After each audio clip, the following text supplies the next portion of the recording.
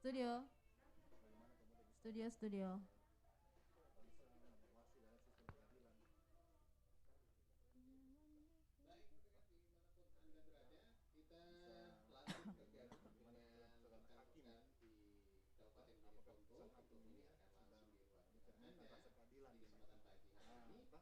Dialog luar studio, peran pemuda dalam mewujudkan peradilan bersih di Bumi Toratea.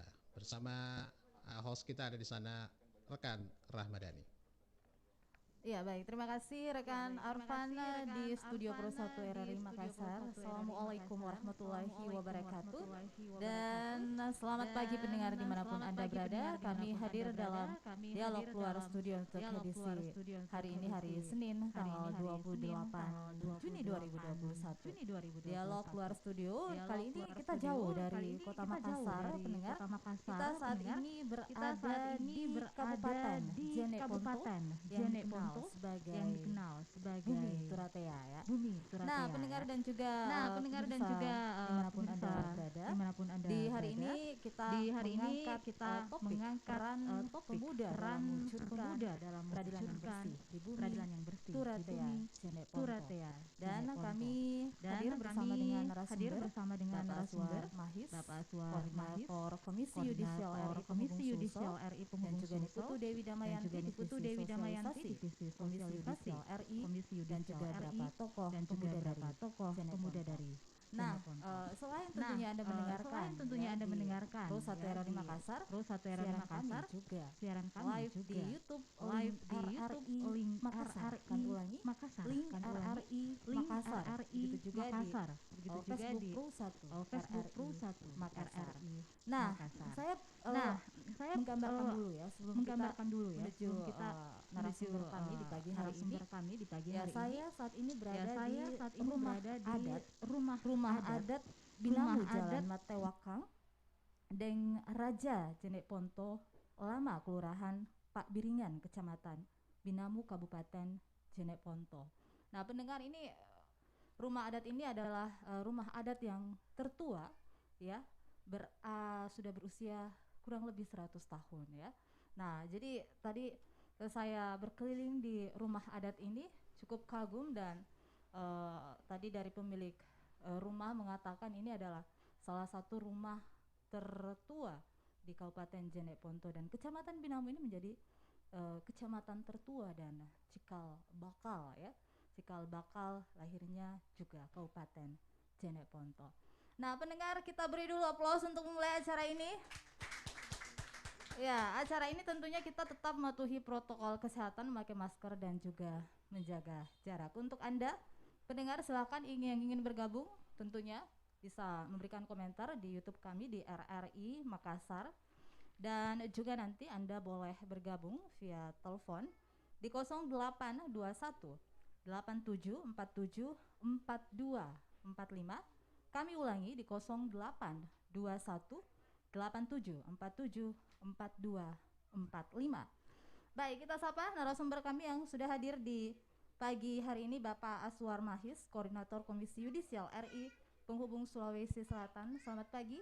Assalamualaikum warahmatullahi wabarakatuh. Waalaikumsalam warahmatullahi wabarakatuh. Sehat. Bagaimana perjalanannya, Alhamdulillah. Pak? Makassar Jeneponto. Ya, kurang lebih 2,5 jam perjalanan. 2,5 jam. Iya, ya. Alhamdulillah. Dengan Tibanya? kondisi perjalanan yang lancar, alhamdulillah. Alhamdulillah. Jadi tiba semalam ya atau Kami pagi? tiba subuh tadi. Subuh ya? Subuh. Baik. Sekitar jam 4. Jam 4 pagi. Iya. Baik, jadi kita juga bersama dengan Ibu Niputu Dewi Damayanti, Divisi Sosialisasi Komisi Yudisial RI Penghubung Sulsel. Assalamualaikum, selamat pagi. Waalaikumsalam warahmatullahi wabarakatuh, Mbak Dani. Iya. Nah, ini akrabnya sapaannya Bu Dewi atau Bu Yanti atau Mbak Dewi aja, Mbak. Oh. Baik.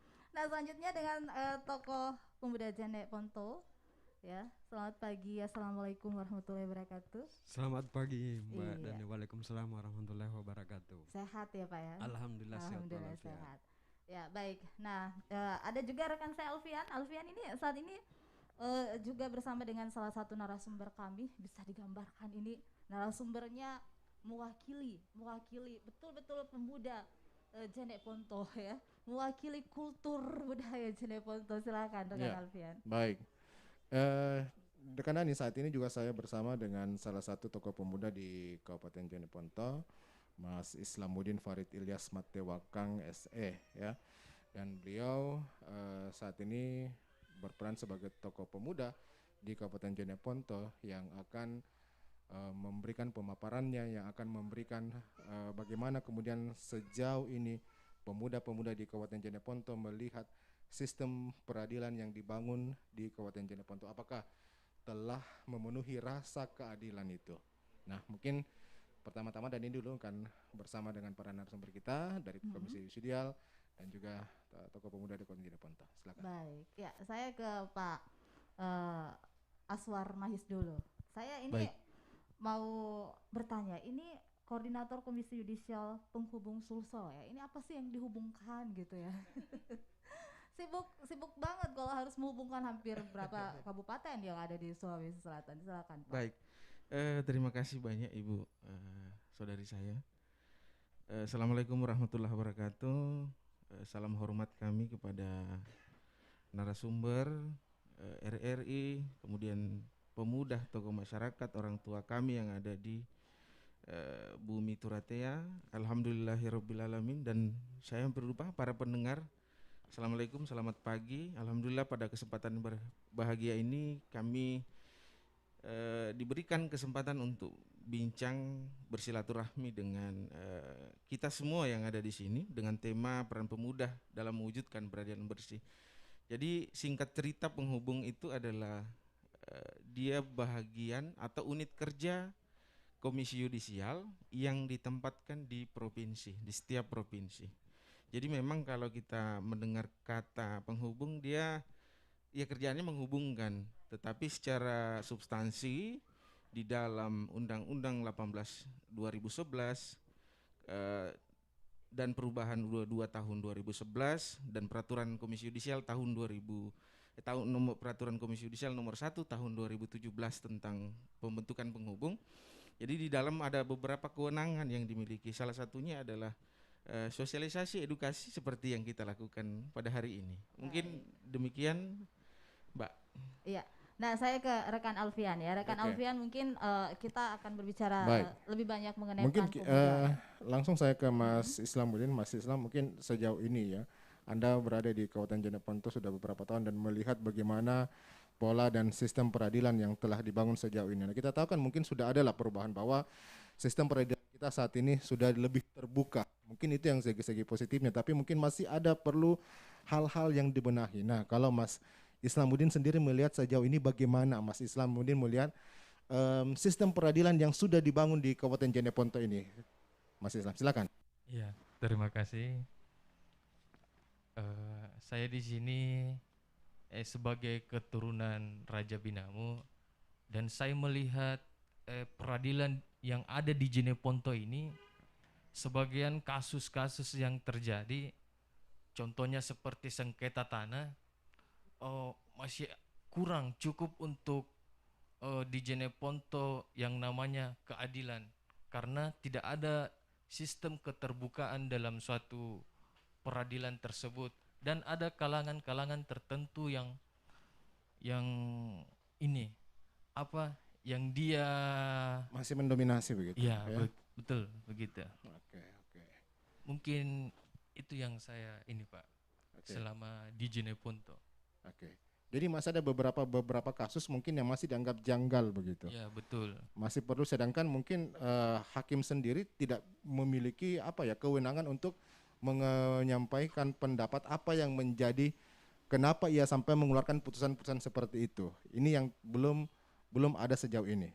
Ini yang belum ada diperoleh masyarakat, Mas Islam ya. Iya, betul Pak. Oke. Iya, Dani. Ya, baik. Nah, tadi itu yang disampaikan oleh Pak Bung Islamuddin ya, Bung Islamuddin ya.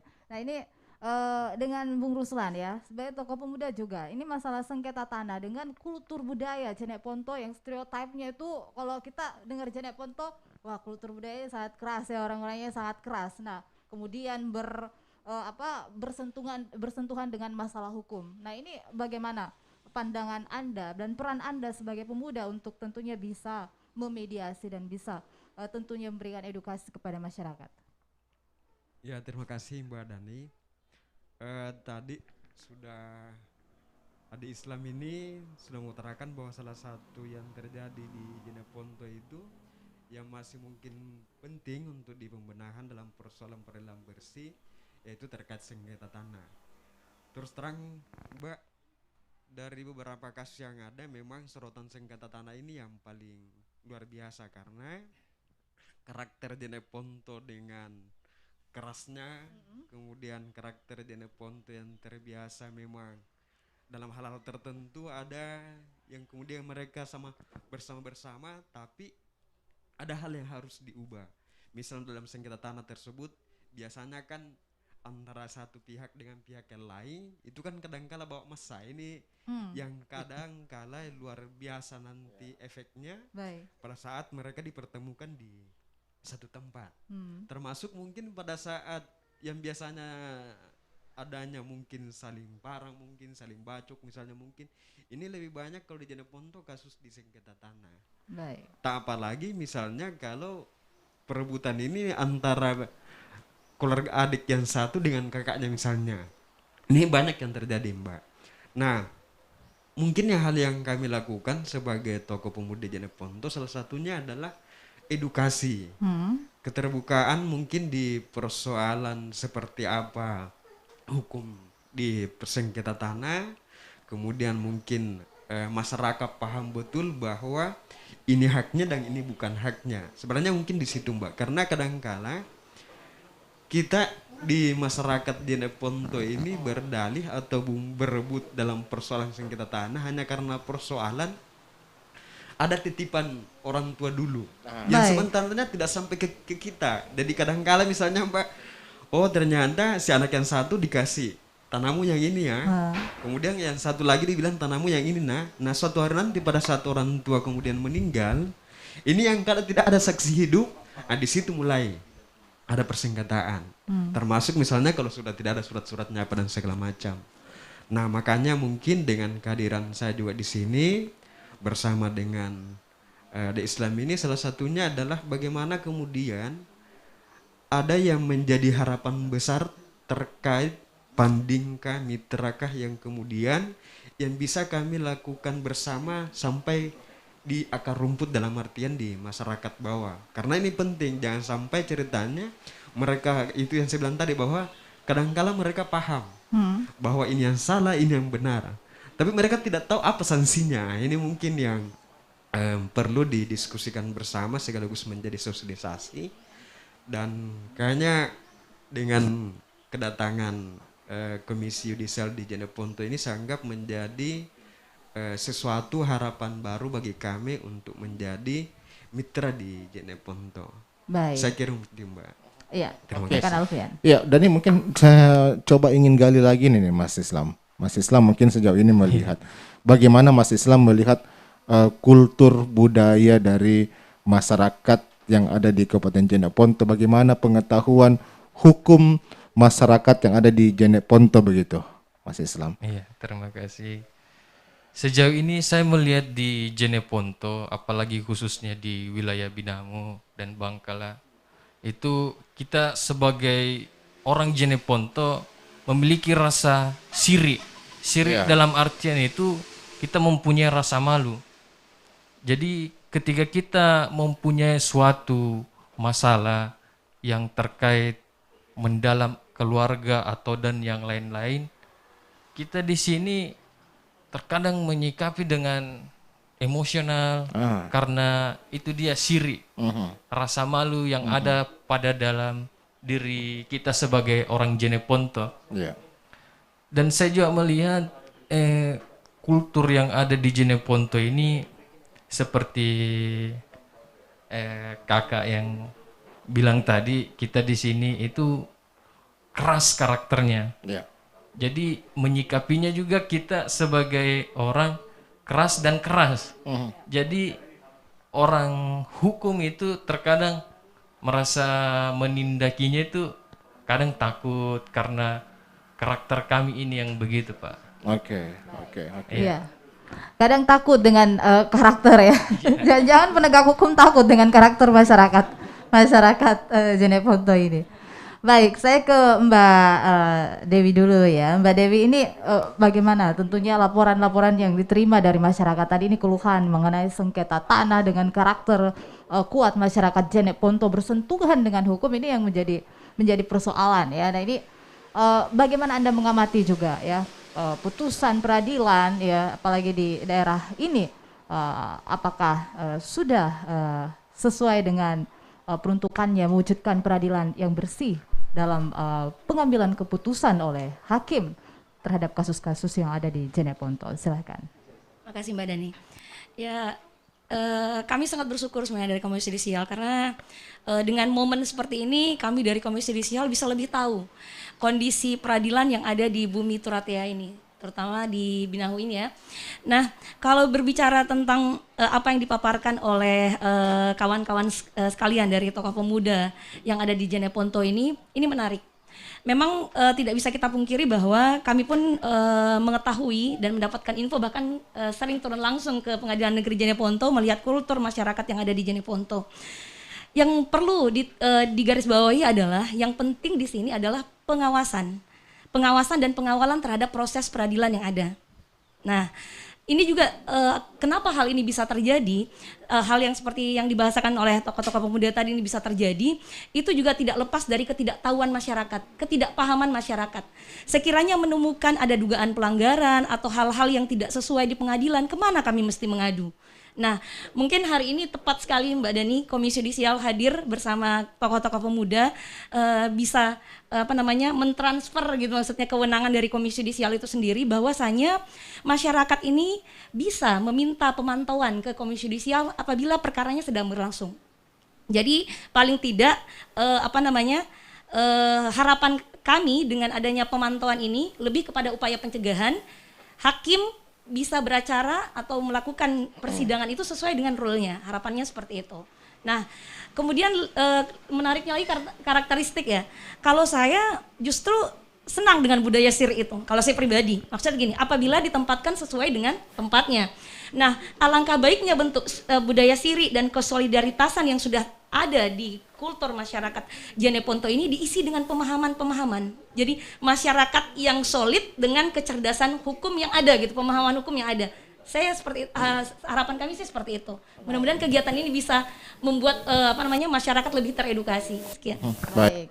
Ya, Dani, Anda juga perwakilan dari pemerintah? Baik. Ya, saya Bapak menyapa Pak Mansur Ramli ya, Pak Mansur Ramli. Ya. Selamat pagi, assalamualaikum warahmatullahi wabarakatuh. Mansur Rahman. Baik Pak Mansur. Ya, apa kabar? Selamat pagi, assalamualaikum warahmatullahi wabarakatuh. Ya, Waalaikumsalam warahmatullahi wabarakatuh. Makasih Mbak Dani. Ya. Ya Mbak Dani ya. Ya, saya tadi disebut Mas Mansur Ramli, ya itu mantan menteri. Mantan menteri ya, mudah-mudahan jadi menteri juga. Sekarang ini saya sebagai tokoh pemuda yang kemudian juga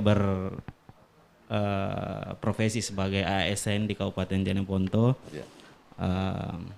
Kayaknya menarik sekali apa yang didiskusikan tadi terkait peradilan yang ada di pandangan terkait peradilan yang ada di Jeneponto. Sebulan yang lalu ini saya ingin bercerita tentang bagaimana sekarang pengadilan sudah mulai melakukan edukasi terhadap masyarakat. Sebulan yang lalu kami bincang dengan Ketua Pengadilan Agama, kemudian Pengadilan Negeri. Itu memang ada kendala-kendala yang dihadapi oleh Pengadilan Agama dan Pengadilan Negeri, yang kemudian jangkauan waktunya untuk memberikan edukasi terhadap masyarakat. Kemarin itu kebetulan saya tadi berbincang sama Bapak bahwa saya juga di bidang humas pemerintah Kabupaten Jeneponto, yang kemudian kami juga kadang melakukan program-program talkshow dan diskusi-diskusi di studio kami di pemerintah daerah. Itu kami juga mengundang banyak praktisi-praktisi hukum, penggiat-penggiat sosial dan masyarakat untuk membahas terkait perkembangan dan isu yang terjadi di Kabupaten Jeneponto. Memang sangat menarik apa yang disampaikan tadi dua narasumber bahwa ketika kita melihat karakter yang kemudian ada di Jeneponto itu sedikit berbeda dengan kabupaten yang ada di Sulawesi Selatan. Ya mungkin banyak orang yang sudah melihat dari dulu bahwa Jeneponto identik dengan sebuah karakter yang keras, tapi pada dasarnya itu hanya terlihat dari luar. Lalu kemudian ketika kita berada jauh, menelisik lebih jauh bagaimana sebenarnya sih karakter orang Jeneponto itu sebenarnya tidak dalam keras tanda kutip yang disampaikan tadi bahwa keras untuk kemudian harus berhadap-hadapan untuk melawan beradu fisik. Sebenarnya tidak seperti itu, tapi karena ada sebuah budaya tadi, budaya siri itu yang kemudian belum bisa dikonsolidasikan menjadi sebuah apa yang disampaikan tadi narasumber dari Komisi Yudisial. Mestinya ini harus sejalan dengan upaya pemahaman terhadap hukum yang berlaku saat ini, karena budaya siri ini sebenarnya mengangkat harkat citra diri dari masyarakat yang khususnya di Jeneponto mungkin dan seluruh Indonesia pada dasarnya. Makanya kita berpandangan bahwa memang perlu upaya edukasi yang lebih jauh untuk ke masyarakat, karena tadi itu yang saya sampaikan bahwa sekarang lembaga peradilan masih belum bisa menjangkau seluruh lapisan masyarakat. Jadi tokoh-tokoh pemuda lah, tokoh-tokoh masyarakat lah yang kemudian diharapkan hadir menjadi perpanjangan tangan dari lembaga-lembaga peradilan yang ada. Kemudian satu juga kendala yang ada di kabupaten kita ini, lembaga hukum yang seperti lembaga bantuan hukum itu kita masih sangat kurang, sehingga pada saat terjadi masalah atau kasus di desa atau di kampung, masyarakat kemudian belum punya akses untuk menyampaikan persoalan-persoalan yang dihadapinya atau permasalahan hukum yang dihadapi, sehingga masyarakat menjadi apa adanya saja dengan kadang juga menghadapi hal-hal yang tidak sesuai dengan mungkin ekspektasinya ketika dia melaporkan ke polisi kemudian ke aparat hukum. Ini kemudian masih jauh dari harapan masyarakat bahwa hukum itu hadir untuk memberikan keadilan bagi masyarakat. Saya kira itu yang menjadi hukum itu masih jauh untuk mendapatkan memberikan rasa keadilan kepada masyarakat. Ya. Nah, saya ke masyarakat lagi ya, pendengar dimanapun Anda berada. Ini ada salah satu narasumber kami masyarakat ya. Masyarakat, ini namanya siapa? Bisa disebutkan namanya?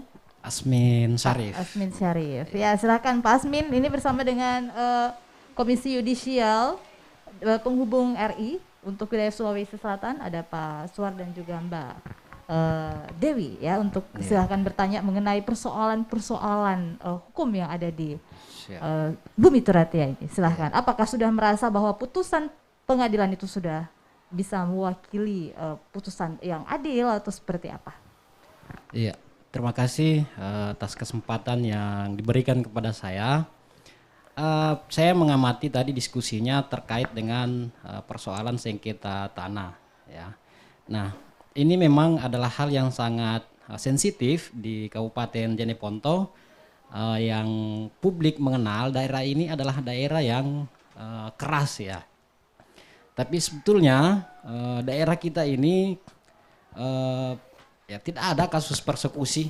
Misalnya di Kabupaten Jeneponto kalau ada pejabat misalnya orang dari luar yang masuk, kita tidak pernah menemukan ada pejabat daerah termasuk di dalamnya hakim misalnya, tidak ada yang pernah dipersekusi oleh publik di Jeneponto. Itu satu.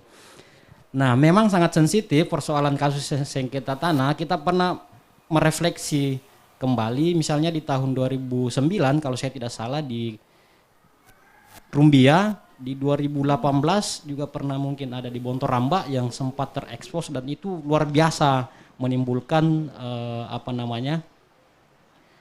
persoalan yang cukup kompleks di tengah masyarakat karena sampai ada korban jiwa yang melayang. Baik.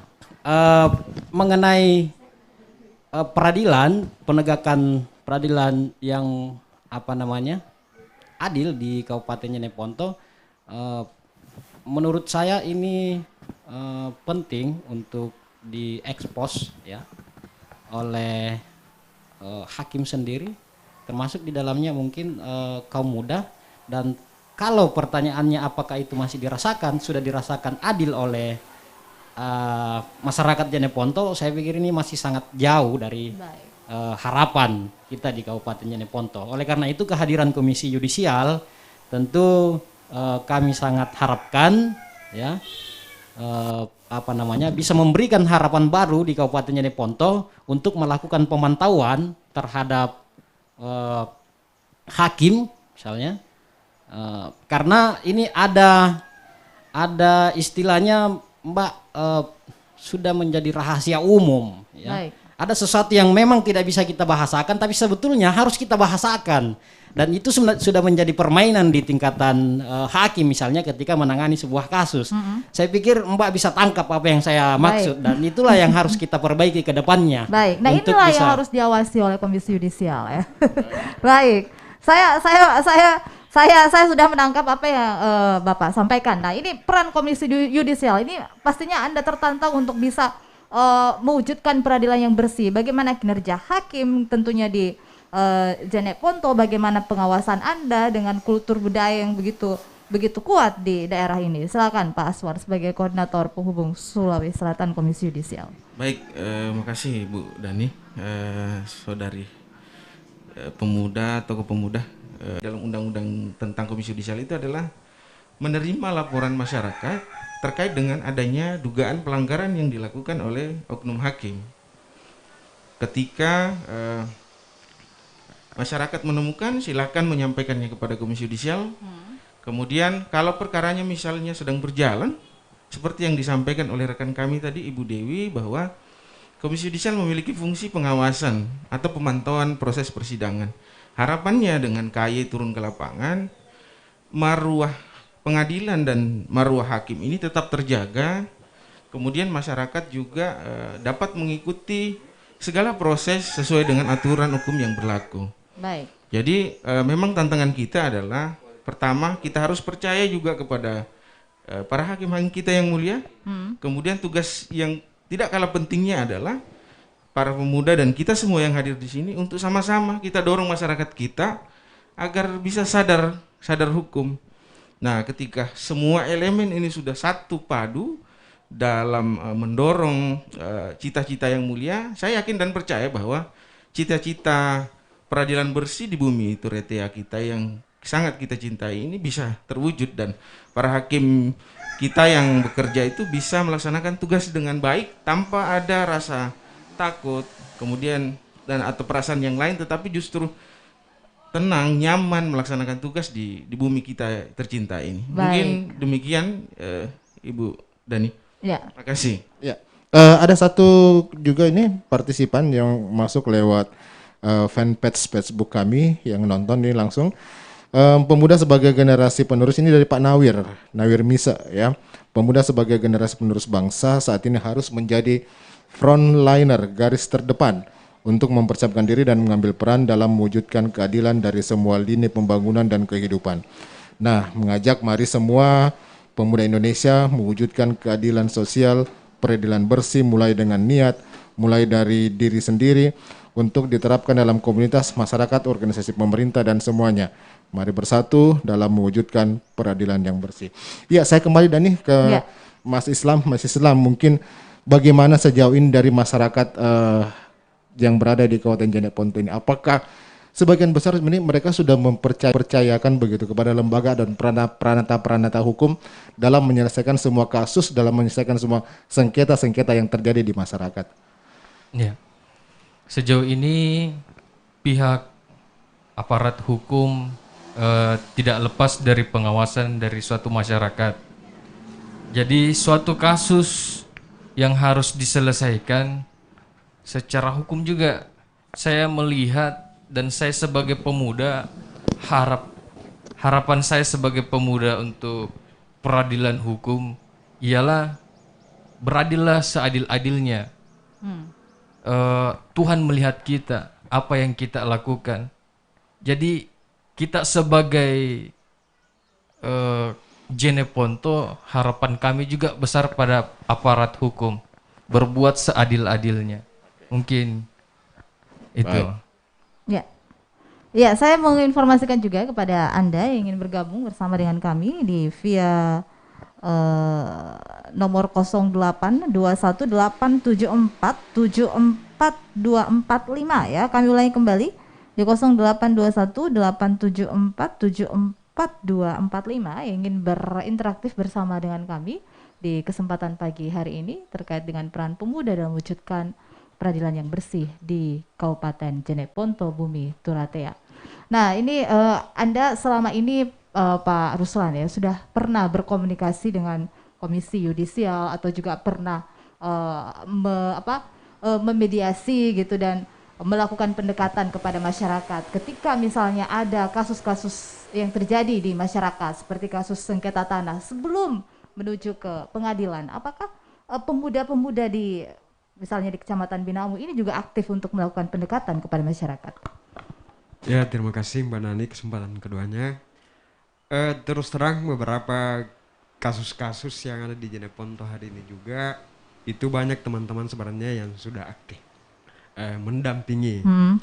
Termasuk ada beberapa organisasi kepemudaan yang kemudian menjadi lembaga hukum di Jeneponto. Cuman memang yang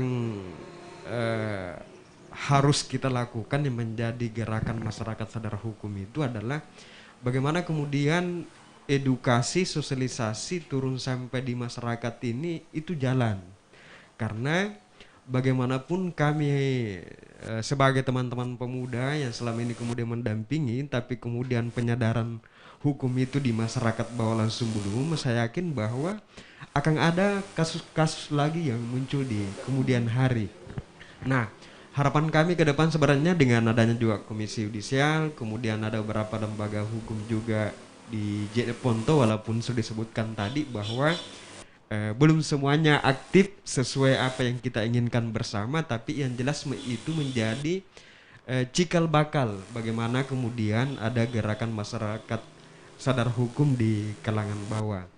Nah, yang paling terpenting kembali bahwa akan harus ada kegiatan-kegiatan mungkin di tingkat desa, kemudian sampai ke atas di tingkat kabupaten, karena terus terang Mbak, kami pun biasa lakukan kalau kegiatan sadar hukum ini lebih di kabupaten dan mengundang teman-teman pemuda. Baik. Kalaupun ada, ya mungkin alhamdulillah kemarin di 1 bulan kemarin kami pernah lakukan di salah satu desa bersama dengan salah satu organisasi kepemudaan terkait dengan sosialisasi hukum. Tapi targetnya adalah ini harapan Mbak ya, dengan adanya mungkin Mbak Dewi bersama kita hari ini ada Pak Aswar, mudah-mudahan dengan kehadiran beliau juga ada yang kemudian yang bisa kita lakukan bersama terkait mungkin pengawasan di pihak hakim terkait mewujudkan peradilan bersih di Kabupaten Jeneponto. Tapi terlepas daripada situ bahwa yang paling penting adalah bagaimana kemudian kegiatan yang kita lakukan di akar ini yang kemudian tidak ada lagi peradilan di tingkat hakim maksud saya. Jadi lebih masuk, mungkin lebih kami inginkannya lebih masuk ke pencegahannya. Baik, kita beri tepuk tangan dulu dong ya. Ini menciptakan masyarakat yang sadar hukum ya, seperti itu harapan dari Bung Ruslan. Baik, saya Alfian ke rekan ke salah satu masyarakat ya yang ada di Jeneponto ini. Silahkan, dengan atas nama siapa Pak? Iya, terima kasih. Assalamualaikum warahmatullahi wabarakatuh. Nama Salehudin. Saya sangat mengapresiasi dengan adanya perbincangan tadi.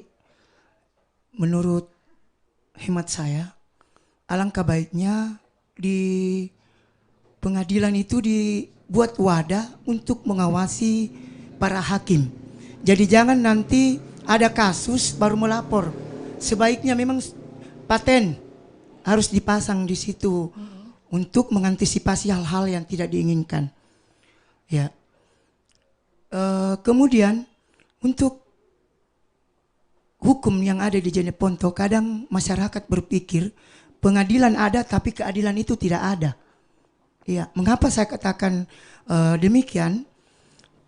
Berangkat dari apa yang saya lihat, apa yang pernah saya ikuti beberapa kali persidangan yang ada di pengadilan yang ada di sini, dari awal persidangan itu mulus.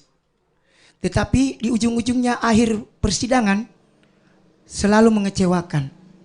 Ini yang perlu diusut. Ini yang perlu dipertanyakan, ada apa di balik itu semua. Jadi olehnya itu seperti apa yang saya katakan tadi, hendaknya jangan lagi nanti ada yang melapor baru dipasang pengawasan di situ. Dipatenkan di pengawasan yang ada di pengadilan khususnya di Jeneponto ini. Itu yang saya harus tegas. Karena ini juga akan memicu kepada pemuda-pemuda kita untuk bisa berbuat anarkis yang tidak diinginkan. Itu. Jadi untuk meredam dari anarkis itu sebaiknya dibuatkan suatu wadah pengawasan melekat lah istilahnya khusus di pengadilan Jeneponto ini. Demikian, Assalamualaikum warahmatullahi wabarakatuh. Waalaikumsalam warahmatullahi wabarakatuh. Baik, terima kasih. Mungkin langsung bisa ditanggapin ini ya. Silakan ditanggapi. Bu Dewi. Ibu Dewi. Ini kayaknya komplit sekali setiap persoalan-persoalan yang ada, terutama mungkin terkait masalah konflik tanah yang ini merupakan sebuah sengketa yang sangat-sangat sensitif begitu ya. Putusan hakim seringkali dipertanyakan di sini, tetapi apalah daya mungkin masyarakat mungkin bertanya-tanya, ini hakim boleh nggak kasih penjelasan begitu apa yang menjadi latar belakangnya memutuskan sengketa-sengketa tersebut. Ini yang masih menjadi pertanyaan besar sampai saat ini, Mbak Dewi. Terima kasih. Semakin kesini semakin hangat, semakin panas dan semakin jadi menarik memang kalau berbicara tentang kondisi peradilan yang ada di negara kita, terutama di Bumi Toratea. Saya tertarik untuk kemudian membahas mengenai fungsi pengawasan ya sebenarnya. Nah, kalau berbicara tentang pengawasan terhadap pengadilan, memang salah satu fungsi itu melekat pada Komisi Yudisial. Cuman memang tidak perlu kita ketahui bahwa di Komisi Yudisial, tepatnya yang ada di tiap daerah, yang sekarang ada di 12 provinsi, itu beranggotakan 1 koordinator dan 3 asisten. Jadi cuma 4 personilnya. Bisa dibayangkan 4 orang kemudian mengcover wilayah kerja Sulawesi Selatan, Sulawesi Barat. Jadi sebenarnya sangat mustahil kemudian kami bisa ada di semua pengadilan secara bersamaan. Nah, untuk itu di Komisi Yudisial ada yang namanya jejaring Komisi Yudisial. Nah, tujuan kami pun hadir di sini harapannya adalah kami bisa melebarkan sayap, memperluas jejaring-jejaring kami. Ya, harapannya fungsi pengawasan ini bukan cuma dilakukan oleh Komisi Yudisial sebenarnya. Baik. Fungsi pengawasan ini dilakukan oleh seluruh masyarakat. Makanya untuk itu perlu kemudian kita memberikan pemahaman kepada masyarakat, pencerdasan pada masyarakat, sehingga pada saat masyarakat ke pengadilan mereka tidak pasif lagi. Tapi mereka aktif, mereka tahu apa yang mereka mesti perbuat, mereka tahu apa yang mesti mereka laporkan, mereka tahu mesti melapor kemana. Nah, harapannya seperti itu. Baik. Nah, gitu. Tapi tadi dari kata Bapak Saleh mengatakan apakah ini perlu ada satu wadah begitu? Wadah yang betul-betul ini akan menampung semua aspirasi masyarakat terkait tanggapan dengan sistem peradilan yang ada di tempat mereka masing-masing. Nah, bukan hanya mungkin selama ini kan kalau mungkin masyarakat tidak puas, oke lah banding begitu. Banding ke pengadilan tinggi ataupun juga ke Mahkamah Agung. Terkadang mereka masih belum puas begitu. Kalau kalau belum mendapatkan sesuatu yang mereka harapkan begitu. Gimana sebetulnya? Oke, terima kasih. Kalau berbicara tentang wadah, kami jelas menawarkan diri kami ya selaku lembaga yang memang berfungsi untuk pengawasan pengadilan terutama hakim. Silahkan Bapak Ibu masyarakat di Bumi Toratea ini apabila menemukan ada dugaan pelanggaran dan sebagainya yang ada di pengadilan, laporkan ke Komisi Yudisial. Dan untuk pencegahannya, tabe apabila ada agenda persidangan minta mungkin pemantauan ke Komisi Yudisial. Insya Allah jika sudah terpenuhi syarat-syarat secara administrasi, datang ke kantor kami untuk melaporkan. Kalau untuk yang jauh seperti ini bisa via phone, online, itu dipermudah. Ajukan kepada kami, insya Allah begitu kami mendapatkan surat tugas, kami langsung mantau turun ke lapangan. Seperti itu. Saya cuma bisa menawarkan sesuai dengan tupoksi kerja Komisi Yudisial. Nah, seperti itu mungkin. Oke, mungkin ada masih tanggapan lagi? Ya, silakan Bapak. Ya, Ini terima dia. kasih Bu yang kedua kalinya. Mungkin sudah berpengalaman beliau ini. Bukan berpengalaman Pak, cuma pernah melihat. Pernah melihat Pak ya? Oke. Iya, jadi begini Bu, kasus yang pernah terjadi yang pernah saya lihat, biasanya perkara tersebut apabila si A, misalnya si A perkara dengan si B, si A ini bukti-bukti itu tidak dikirim ke pusat. Jadi misalnya si A memang yang berhak untuk menang di dalam perkara ini, tetapi berkasnya tidak dikirim selengkap-lengkapnya, otomatis tidak bisa menang. Itu yang pernah saya lihat. Jadi itulah saya katakan tadi, sehingga perlu pengawasan yang memang harus standby di pengadilan itu. Karena bukti-bukti itu harus dikirim ke pusat. Tetapi dia kirim tapi tidak selengkap itu, sehingga bisa saja dirugikan pihak yang harusnya menang jadi kalah. Itu. Jadi itu pertanyaan saya begini Bu. Kasus tanah itu pernah saya lihat, si A itu punya rinci. Ini si B tidak punya bukti-bukti yang kuat. Kenapa bisa dia yang menang? Itu masalah itu, sehingga saya bisa bicara ini sejujurnya Bu.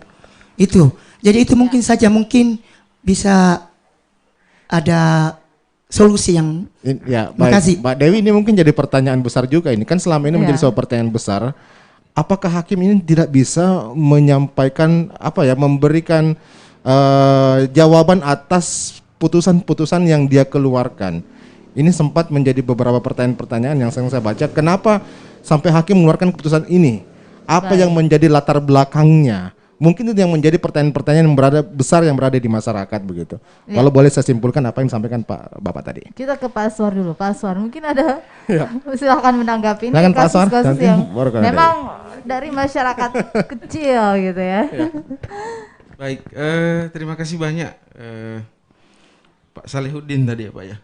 Izin Bapak, seperti yang sudah kami sampaikan tadi bahwa fungsi dari KAY yang melekat itu adalah menjaga dan menegakkan keluhuran martabat serta perilaku hakim. Di sisi lain dia memiliki fungsi menjaga, di sisi lain dia memiliki fungsi menegakkan. Kalau pertanyaan Bapak tadi apakah hakim atau pengadilan boleh mengomentari putusannya, jawabannya tidak boleh Pak. Tidak boleh.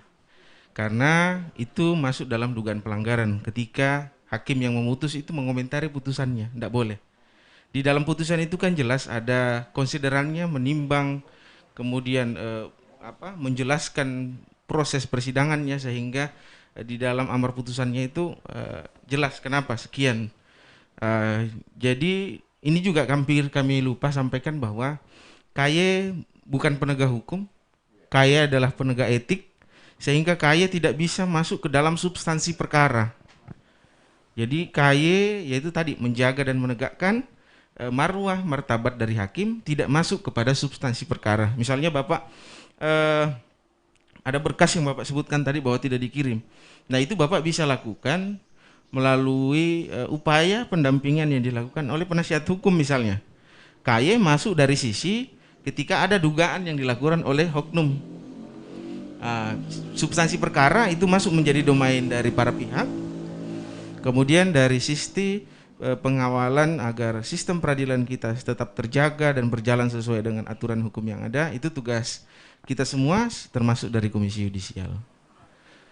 Kemudian ini sampai juga bahwa contoh misalnya yang ingin kita sampaikan kepada masyarakat, misalnya hal-hal sederhana misalnya terkait dengan hukum acara. Misalnya saksi wajib disumpah. Kemudian kalau terkait dengan sengketa tanah, ada yang namanya peninjauan setempat atau PS, itu wajib hukumnya dilakukan. Manakala itu tidak dilakukan, dia masuk dalam dugaan pelanggaran. Dan implikasinya pasti akan keputusan misalnya.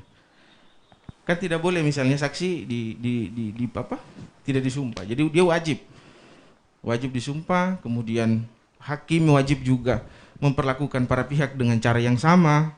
Kemudian contoh lain misalnya hakim tidak boleh menerima salah satu pihak yang berperkara, boleh menerima tapi harus hadir dua belah pihak.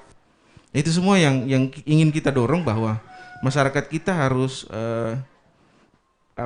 dan saya percaya bahwa masyarakat yang ada di Bumi Toratea ini banyak memiliki pemahaman hal-hal dasar seperti itu.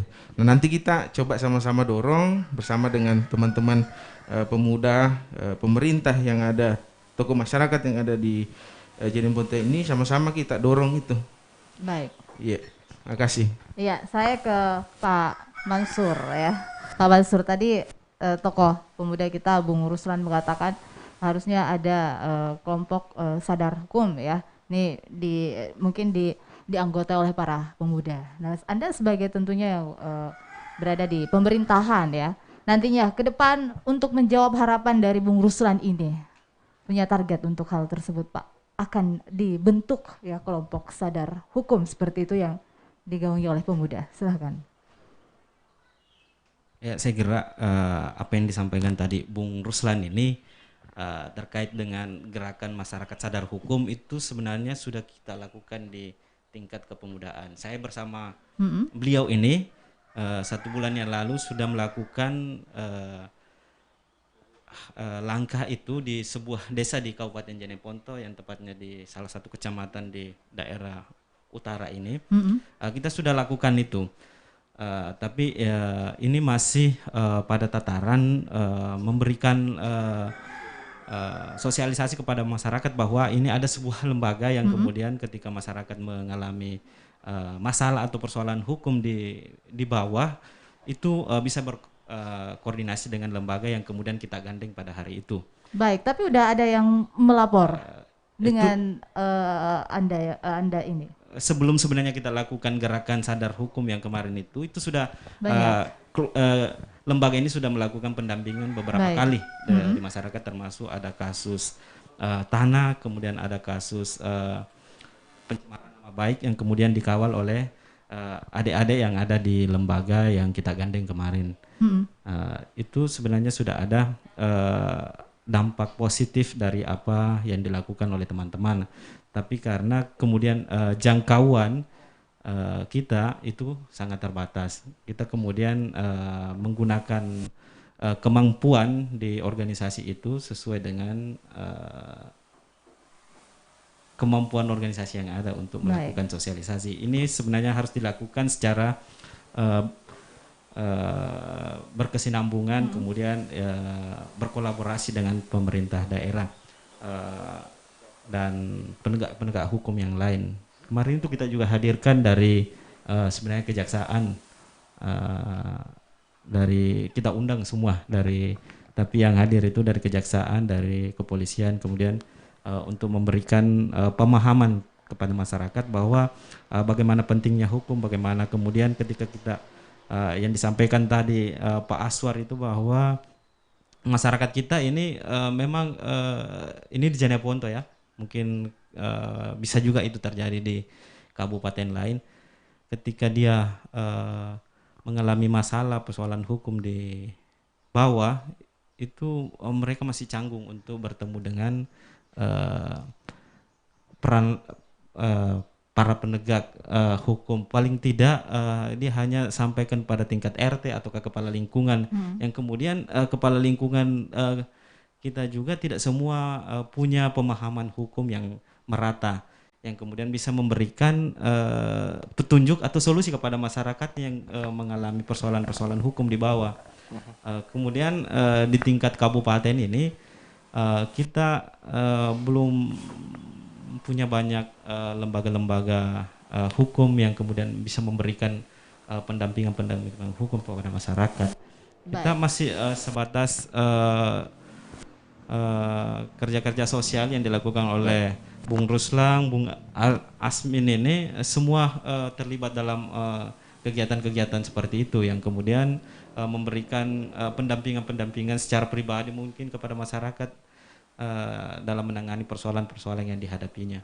Memang sangat sangat kasihan kepada masyarakat kita kalau kita hanya selalu melihatnya pada tingkatan mungkin di tingkat kabupaten, tapi kalau kita jalan sampai ke tingkat desa, jangankan ini soal tadi menjual tanah kepadanya, tiba-tiba kemudian hari muncul masalah hukum karena dia punya alas hak pada saat bertransaksi ini tidak jelas, lalu kemudian di kemudian hari muncul persoalan hukum, ini yang tidak bisa diselesaikan oleh pemerintah setempat juga karena masing-masing tidak punya alat bukti yang jelas. Nah, inilah kemudian yang kadang memicu terjadinya kontak fisik. Karena dia hanya mengedepankan ini penuturan dari orang tuanya. Ya, penuturan bahwa dia punya tanah ini, dia punya tanah ini. Akhirnya dia melakukan kontak fisik. Saya kira itu yang kayaknya Mbak Dewi ini seperti yang sampaikan mungkin Pak Mansur, pemahaman masyarakat untuk menyelesaikan sengketa di peradilan ini masih kurang begitu ya. Mereka terkadang masih menyelesaikan secara adat, secara kekeluargaan, pertemuan begitu yang difasilitasi oleh aparat-aparat yang berada di tingkat desa. Nah, mungkin ini Mbak Dewi bisa menyampaikan, mungkin sudah sekaligus penutup juga Dani ya. Oke. Baik. Mungkin silakan Mbak Dewi dulu, silakan. Oke. Siap. Jadi untuk segelimut masalah yang kemudian dipaparkan tadi, sebenarnya kami dari Komisi Yudisial menawarkan diri kemudian untuk bekerja sama dengan pihak pemerintah, tokoh pemuda dan sebagainya, kemudian untuk melakukan sosialisasi dan edukasi ke masyarakat secara menyeluruh sampai ke titik basis-basis ke bawah itu. Harapannya seperti itu karena kami sadari betul bahwa peradilan bersih di bumi kita tercinta Indonesia ini, terutama di bumi Turatea, tidak akan terwujud tanpa peran serta seluruh elemen masyarakat. Baik. Dan bukan cuma sekedar ikut saja, tapi butuh pemahaman dalam hal itu. Baik. Saya mau lebih menguatkan komitmen pemuda di pagi hari ini ya. Ini Islamuddin, bagaimana komitmen Anda? Ini banyak loh persoalan-persoalan di masyarakat dan Anda punya tanggung jawab sebagai generasi muda. Silakan. Iya, terima kasih. Ya, seperti yang disampaikan semua yang ada di sini, harapan kami sebagai pemuda ke depannya untuk sadar diri, tahu aturan hukum tentunya. Dan kita juga sebagai masyarakat, harapan kami juga untuk para penegak hukum yang saya sampaikan tadi, beradillah seadil-adilnya. Tuhan melihat kita. Mungkin itu harapan saya, Pak. Baik, ya ke Bung Ruslan, silahkan Bung Ruslan, 1 menit. Ya, terima kasih Mbak. Saya anggap gerakan masyarakat sadar hukum itu adalah hal yang mutlak yang harus kami lakukan di kalangan pemuda. Yang kedua, kehadiran juga mungkin adanya Komisi Yudisial dengan apa yang telah kami lakukan di Jeneponto juga hari ini kayaknya tinggal dikombin saja. Karena biasanya kami dampingi yang punya kasus, yang punya perkara misalnya di tingkat peradilan ada Komisi Yudisial. Jadi saya anggap bahwa hari ini kita dipertemukan dalam satu segmen yang sangat luar biasa dan hasilnya bagaimana kemudian Komisi Yudisial mungkin, kalau saya tidak tahu apa yang dipaswar, yang pertama ke Jeneponto atau sudah sering kali Pak? Kalau dalam substansi pekerjaan sudah sering ya?